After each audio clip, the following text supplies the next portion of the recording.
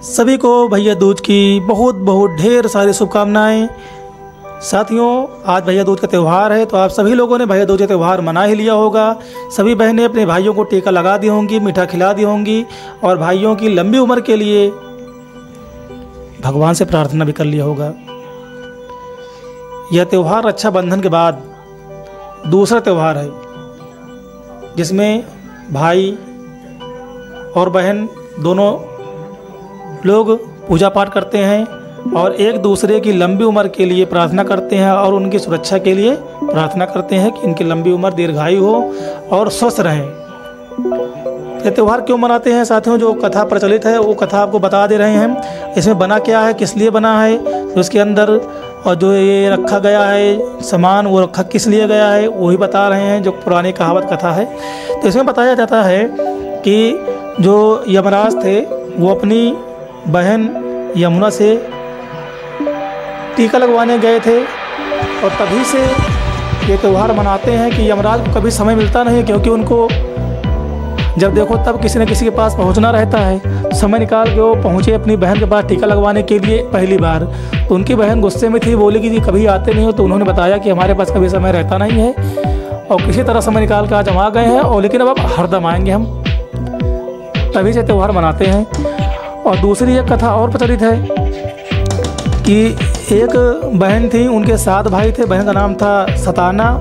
उनके जो 7 भाई थे वो भाई कभी उनके पास टीका लगवाने के लिए नहीं आते थे। धीरे धीरे करके उनके सभी भाइयों की मृत्यु हो गई और एक भाई केवल बचा। तो वो भाई एक बार टीका लगवाने जा रहा था, पहुंचा घर, टीका लगवाया भी। और टीका लगवाने के बाद जब वो रात में रुका हुआ था और घर चलने के लिए अगले दिन तैयारी की, तो उनकी बहन ने कहा, भैया बहुत दूर जाओगे, आपके लिए हम कुछ बना दे रहे हैं नाश्ता, तो आप उसको लेकर जाना, रात में आराम से यहीं सो, जब जाना तो रास्ते में जब हम कहीं लगे तो आराम से रुक के खा लेना। तब फिर क्या हुआ, भाई चल दिए और जब चला रहे थे तो रास्ते में रुके कहीं खाना खाने के लिए।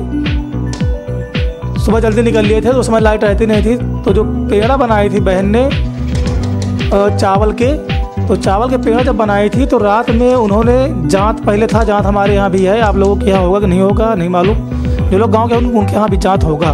तो जांत में वो पीस रही थी चावल का आटा, तो उसी में एक सांप पहले से बैठा था, सांप भी उसी में पीस गया, उसका सारा जहर भी उसी में चला गया।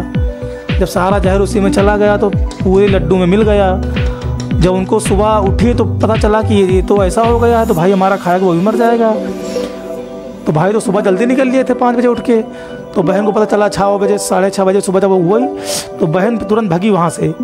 खूब तेज चलते जा रही थी। फिर रास्ते में पहुँची तो उन्होंने भाई मिला पेड़ के नीचे, आराम कर रहे थे, थक गए थे और आराम करके वो लड्डू खाने ही वाले थे। तो बहन पहुँच गई तो उन्होंने कहा, अरे भैया ये मत खाओ, लड्डू छुड़ा के उनसे फेंक दिया।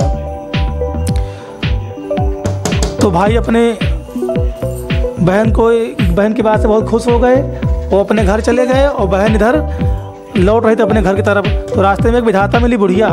तो बुढ़िया बोली, कहाँ जा रही हो? तो बोली घर जा रहे हैं। तो बोली तुम्हारा भाई बचेगा नहीं। तो उन्होंने कहा क्यों? क्योंकि उसने कहा कि सांप को तुमने मार दिया। तो मार दिया इसीलिए तुमको इसका जो परिणाम भुगतना पड़ेगा। तो इसीलिए इसमें सांप बने, बिच्छू बने, सब बने हुए हैं। तो इनको रोकने के लिए सिपाही बने हैं भाई को अपनी बहन के पास जाने के लिए।